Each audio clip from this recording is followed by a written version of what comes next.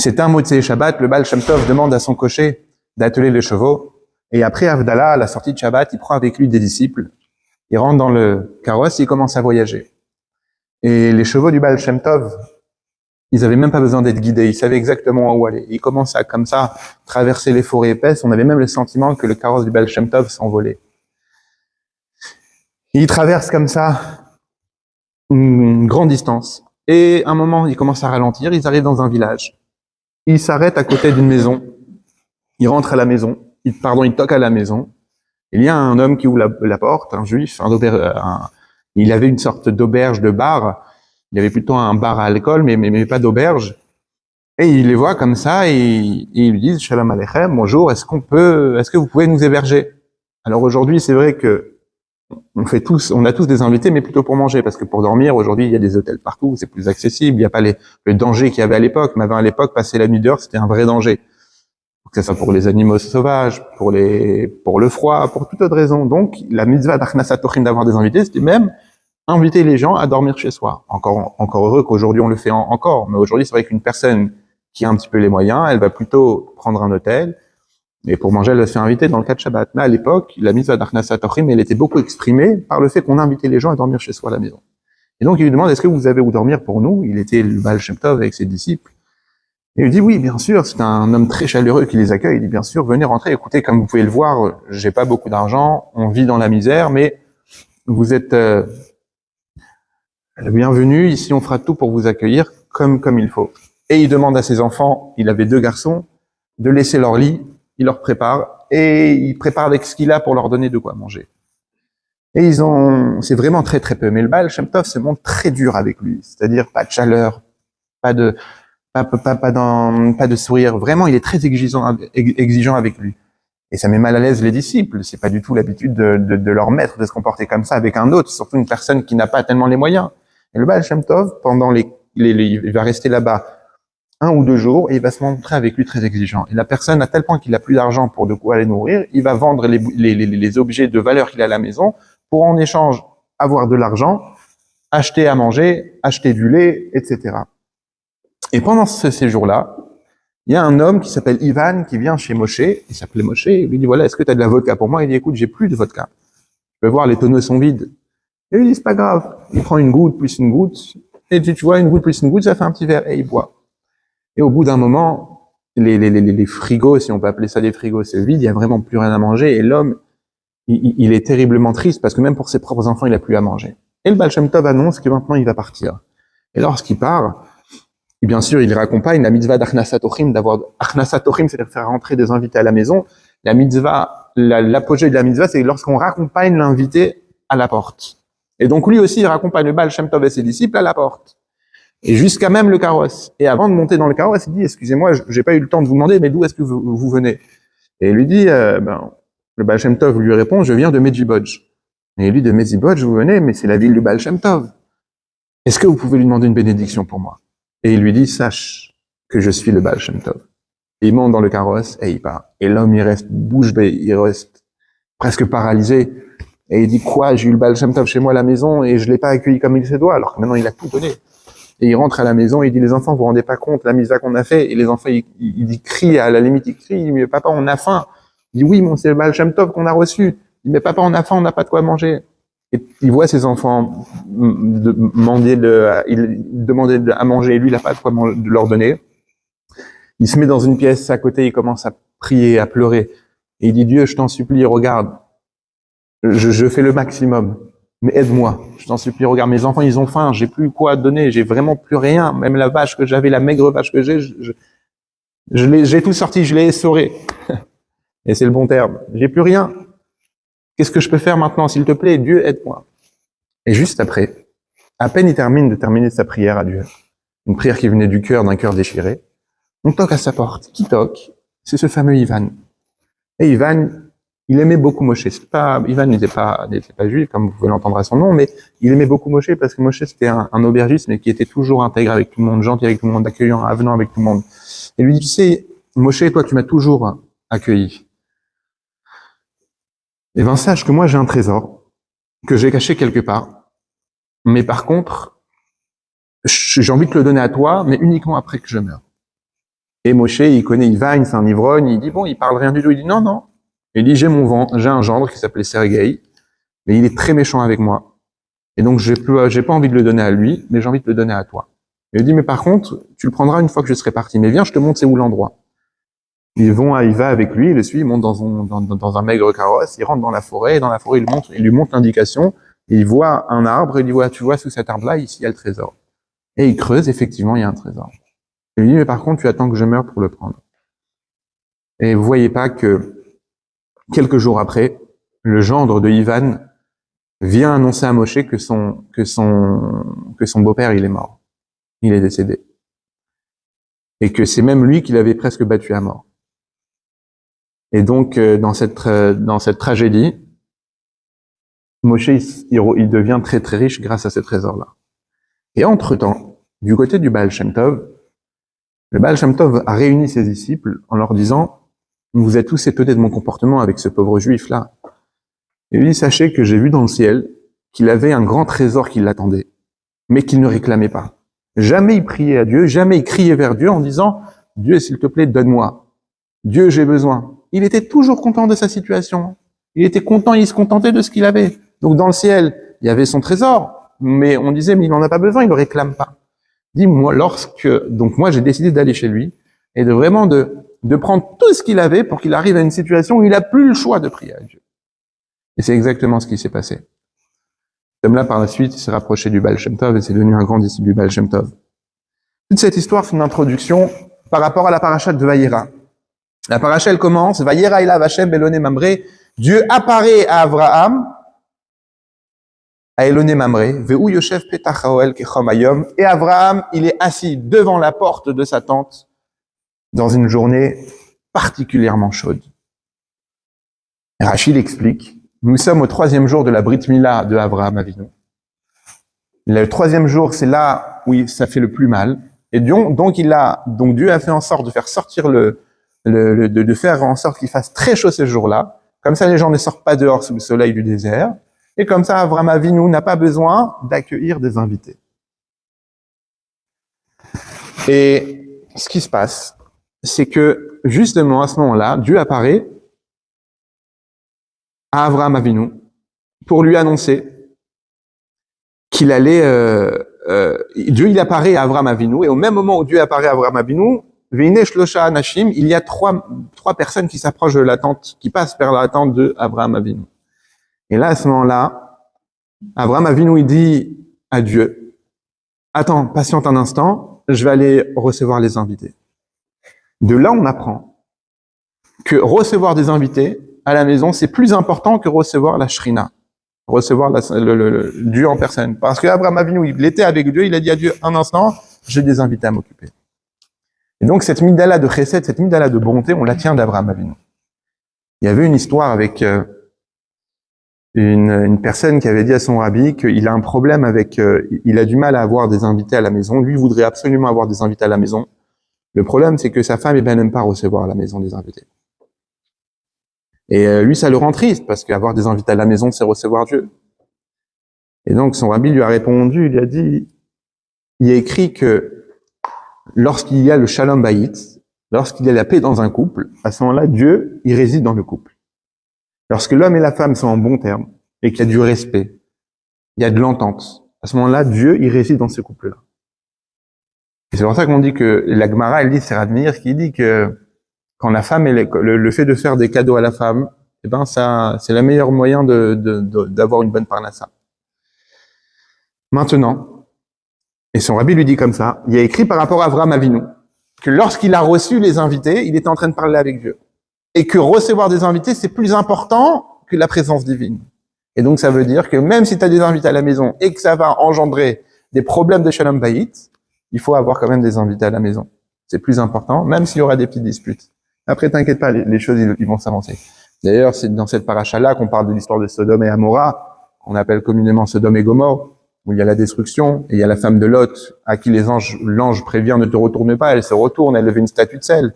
Et Rachid, il explique là-bas pourquoi elle est devenue une statue de sel, parce qu'elle voulait pas servir le sel aux invités. Du sel aux invités. Bref, il y a toute une explication pourquoi on parle de la femme de Lot comme ça, elle était où avant, pourquoi elle se transforme en forme de sel, en statue de sel, pourquoi pas autre chose. Mais aujourd'hui, on va parler d'Avraham Avinu et cette Mida. Mida, c'est ce trait de caractère-là, de chesed, de la bonté. Et sur Avraham Avinu, on dit comme ça, Vaikra Shem Beshem Hashem Kel Olam. Il a fait appeler le nom d'Hachem. Et on explique sur ça, Al Tikre Vaikra et la Vayakri. C'est pas qu'il a appelé le nom de Dieu, il a fait appeler le nom de Dieu. On donne l'exemple. Comment il faisait appeler le nom de Dieu? C'est-à-dire quoi qu'il faisait appeler les autres par le nom de Dieu? C'est il était connu pour son hospitalité. Il accueillait tout le monde chez lui à la maison.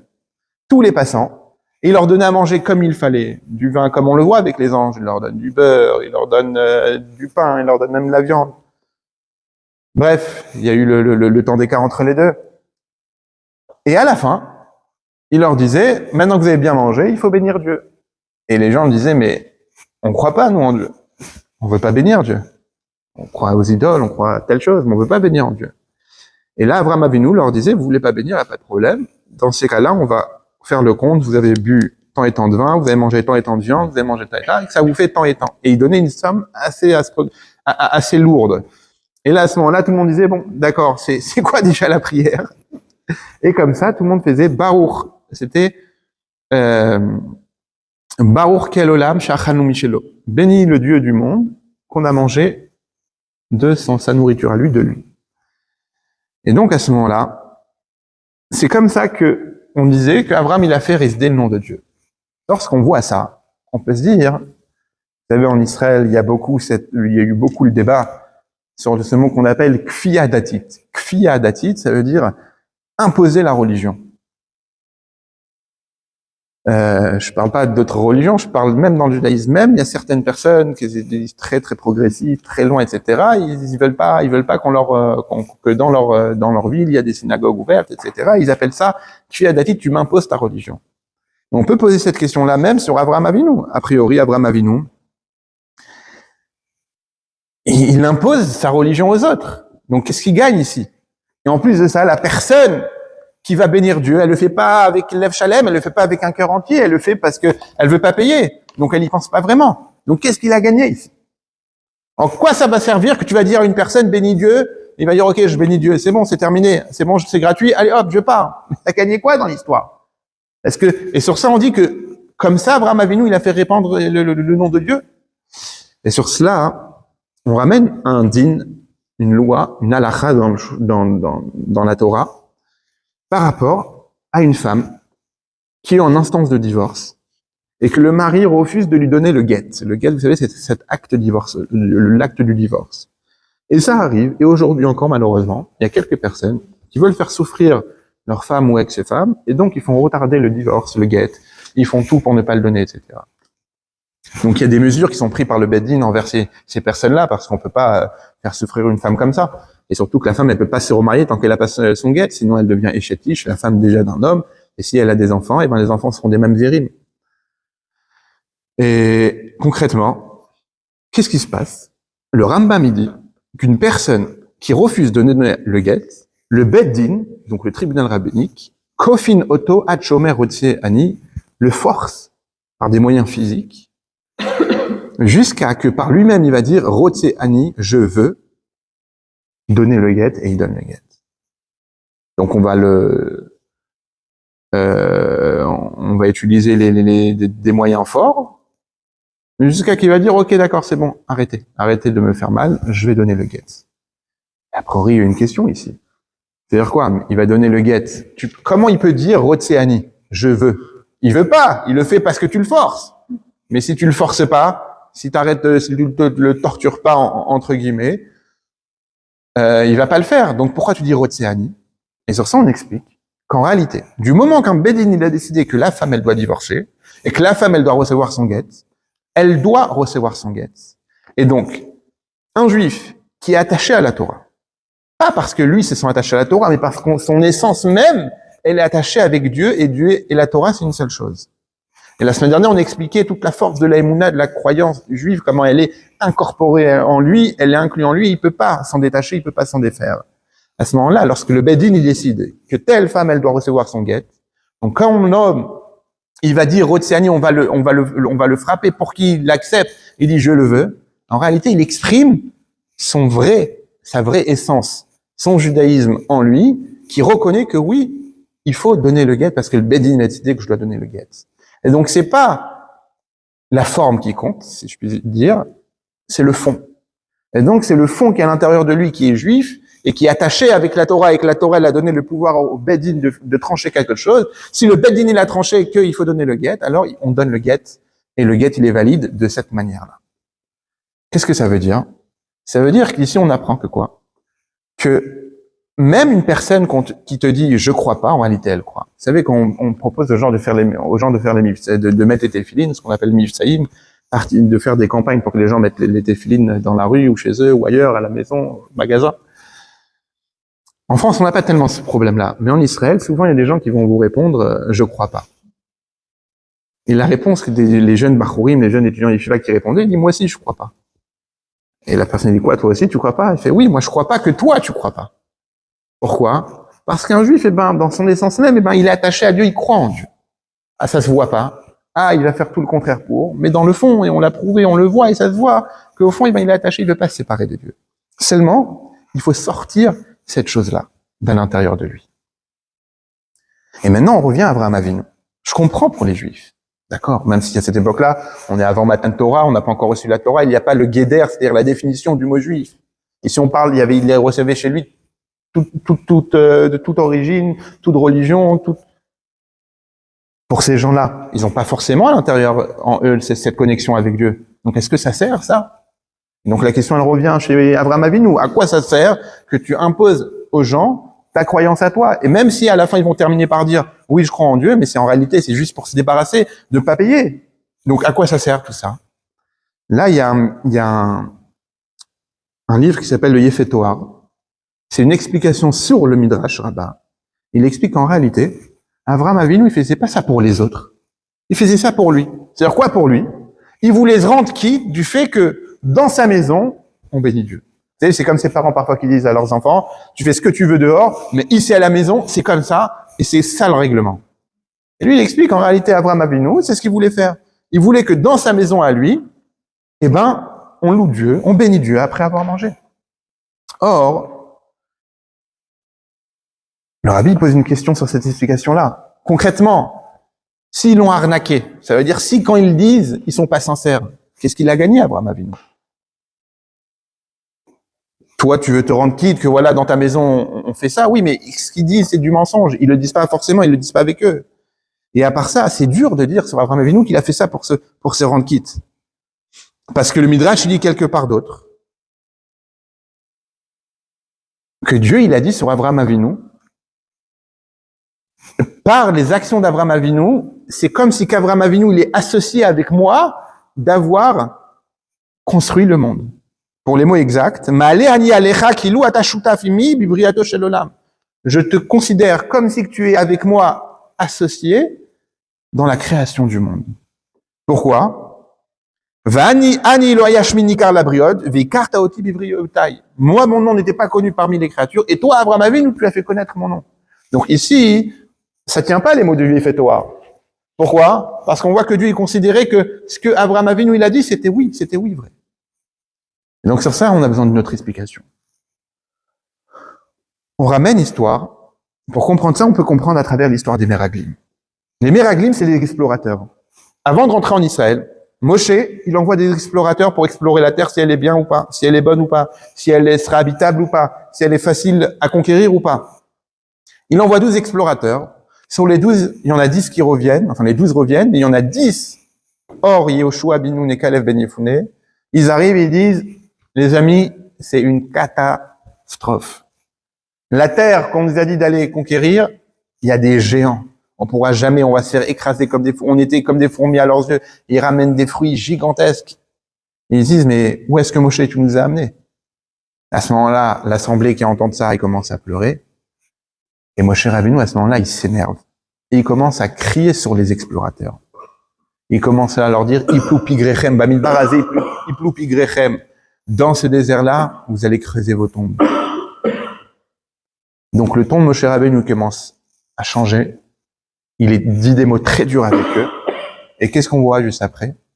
C'est que eux, ils commencent à pleurer, ils font tchouva, ils disent t'as raison, mon cher Avenu, on est prêt, on va aller faire la guerre. Et ils sont prêts à rentrer, ils vont tout seuls. Et moi, je leur dis, ça sert à rien d'aller maintenant, on n'a pas Dieu avec nous. On va pas en guerre si on n'a pas Dieu avec nous, et là, Dieu n'est pas avec nous.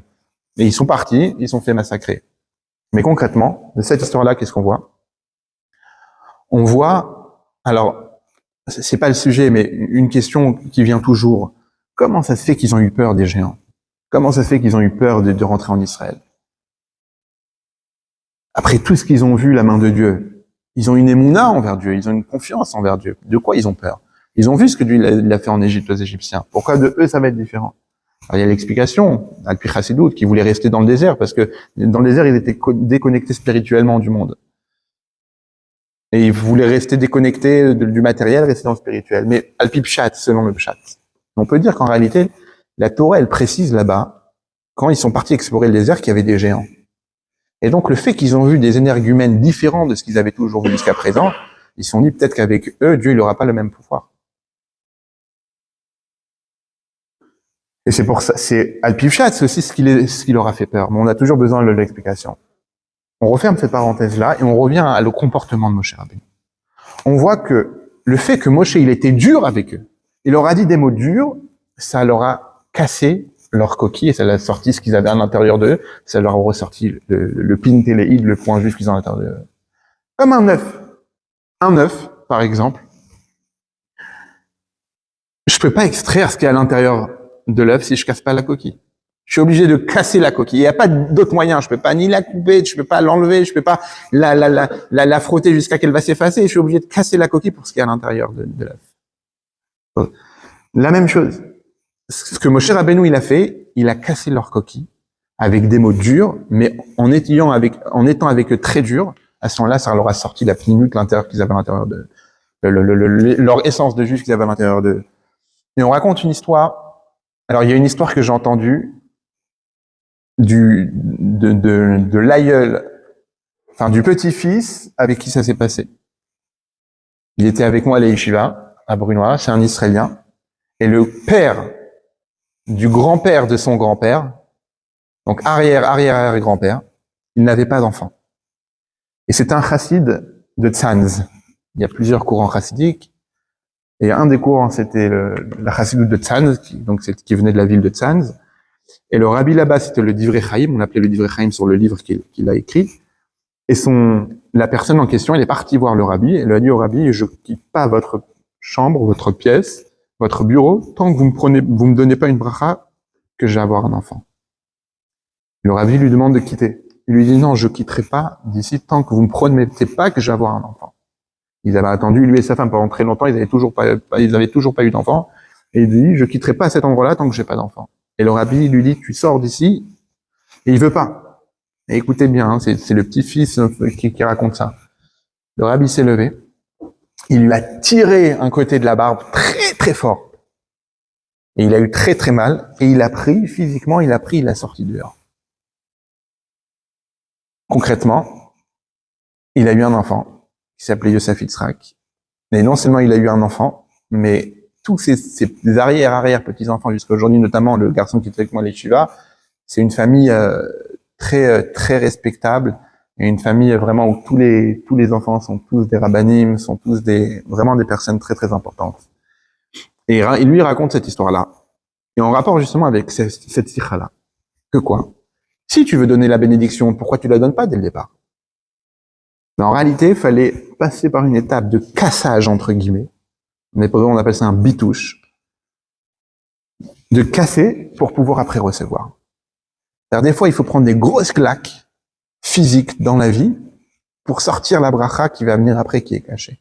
Et il y a eu la même chose avec le Rabbi Rachab. Quelqu'un qui est venu lui demander une bracha, il lui a dit non, je peux rien faire pour toi. Et là, le personne, il a commencé à pleurer. C'est-à-dire, si le Rabbi dit qu'il peut rien faire pour moi, ça veut dire que c'est mort, c'est fini. Après, quand il s'est mis à pleurer pendant très longtemps, le Rabbi, il est sorti, il a mis son cartel, il est reparti le voir et il lui a donné une bracha. Et la bracha, elle s'est réalisée. Et la question qu'on posait, c'est si tu peux donner la bracha, pourquoi tu l'as pas donné depuis le début? Si le Rabbi peut donner la bracha, pourquoi il a pas donné la bénédiction, la bracha depuis le départ? Il expliquait à son fils que dans le niveau dans lequel il était au moment où il a demandé la bracha, il pouvait pas recevoir la bracha.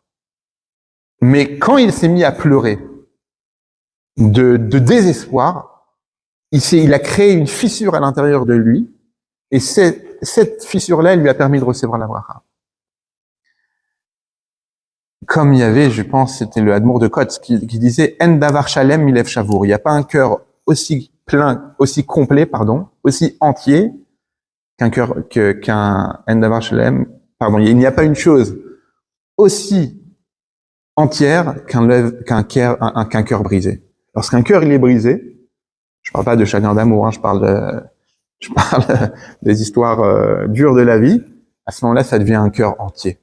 Et donc, il peut recevoir la bracha. C'est comme on dit sur l'orgueil. On dit qu'une personne qui est orgueilleuse, elle prend tellement de place que la shrina, la divinité, elle peut pas résider à côté de lui. Et donc, en cassant cet orgueil-là, ou en cassant ce qu'on a besoin, comme ça, on reçoit la bracha. Et c'est ce qu'il a fait Moshe Rabbeinu avec les Meraglim. C'est ce qu'on retrouve aussi par rapport à Avraham Avinu. Avraham Avinu, en faisant ça, il a quelque part rappelé à tout le monde qui il était vraiment et son attachement qu'il a, le fait qu'il c'est une créature de Dieu. Et lorsqu'on est une créature de Dieu, à ce moment-là, on doit s'en remettre à Dieu, on doit être reconnaissant avec Dieu. Il y a une histoire du Talmud, très, pour le moins qu'on puisse dire, bizarre. C'était avec Rabbi Elazar,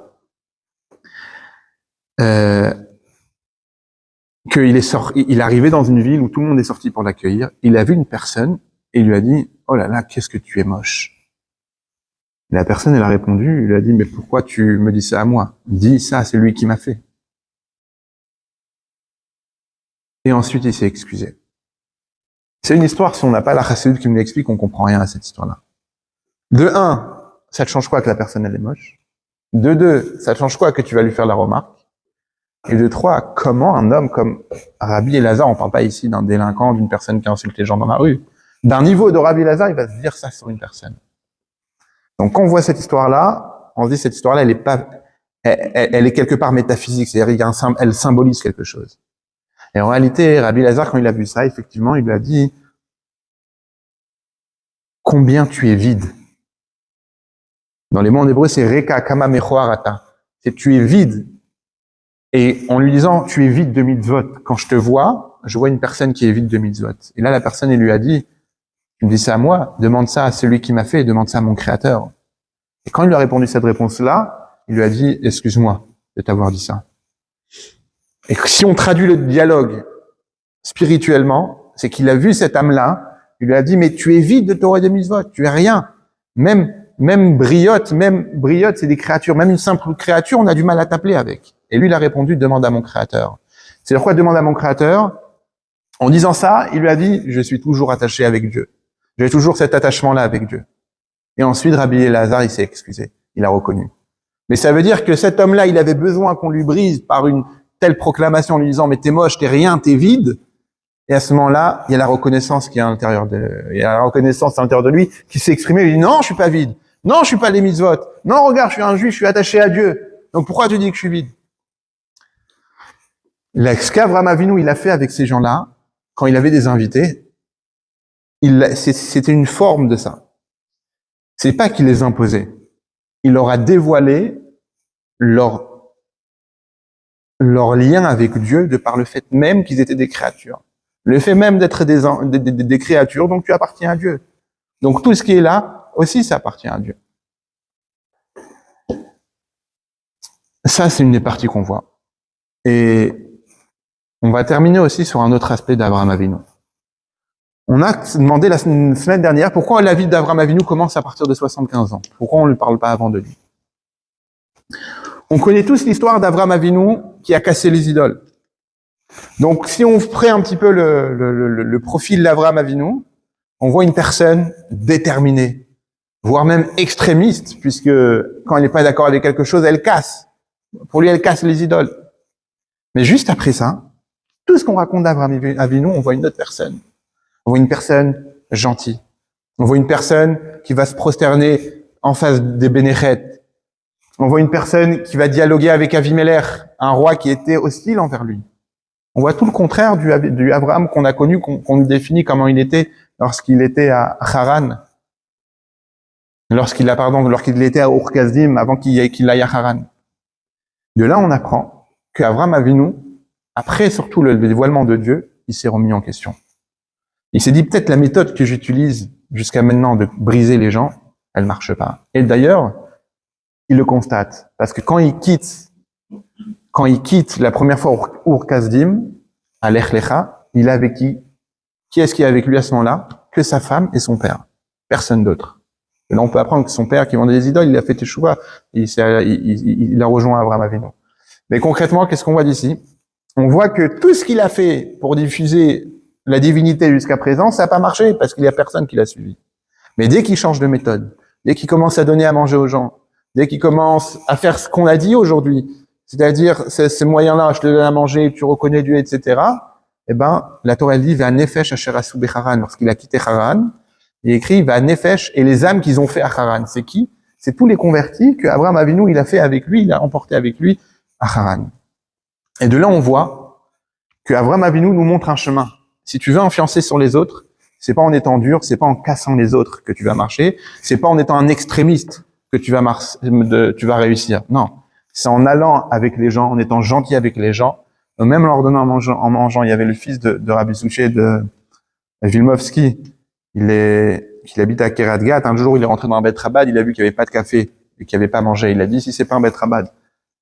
Il a dit, oui, mais les gens ici viennent pour étudier, ils viennent pour prier. Il dit, oui, mais il faut que toujours, il y a de quoi manger, de quoi boire, pour que la personne, quand elle rentre, eh ben, elle se sente accueillie.